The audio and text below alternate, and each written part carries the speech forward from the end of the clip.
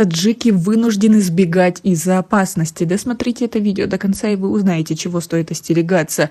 Подписывайтесь на наши обновления, точно будете в курсе всего самого актуального. 68 домохозяйств в селе Худжан в Рушанском районе Гбао были эвакуированы в безопасное место в связи с угрозой подтопления домов. В этой местности 24 августа из-за схода селевых потоков произошло наводнение. Были подтоплены 2 дома. Повреждены подсобные строения, приусадебные участки и сельскохозяйственные угодья. Об этом сообщает пресс-служба Комитета по чрезвычайным ситуациям страны.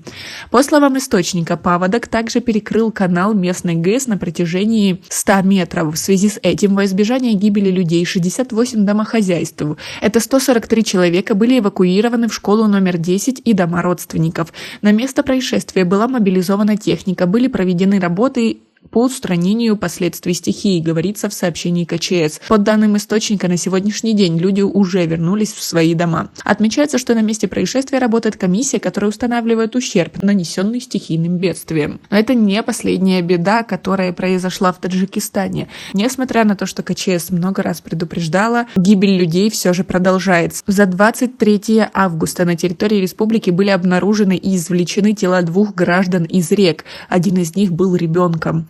Так, 23 августа спасателями местного управления Комитета по чрезвычайным ситуациям в канале села Таджикистан в Фархорском районе Хатлонской области было обнаружено тело 7-летней девочки, которая утонула 22 августа.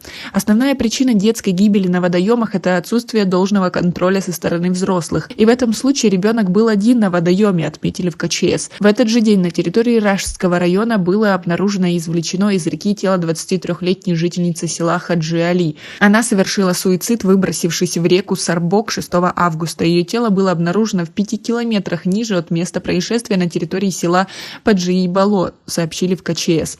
Сообщается, что Махинбону Хафизова бросилась в реку после ссоры с мужем и свекровью.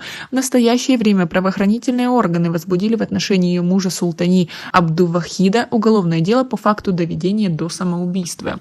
Как вы относитесь к тому, что КЧС уже много раз предупреждала родителей о том, что нужно следить за своими детьми, не подпускать их к водоемам, вести с ними разъяснительные работы. Но, как мы видим, никакого толку от этого нет. Дети продолжают гибнуть. И во многом эти дети остаются одни на водоемах. Как это происходит, как вы думаете? Как вы относитесь к тому, что в последнее время достаточно много девушек стали совершать самоубийство, а именно бросаться в реку? Это же в голове не укладывается. Да еще и постоянные сели, которые происходят и тем самым портят жизнь населению. Свое мнение по поводу всего этого, по поводу работы КЧС и, возможно, влияния на эту ситуацию правительства, напишите нам, пожалуйста, в комментарии.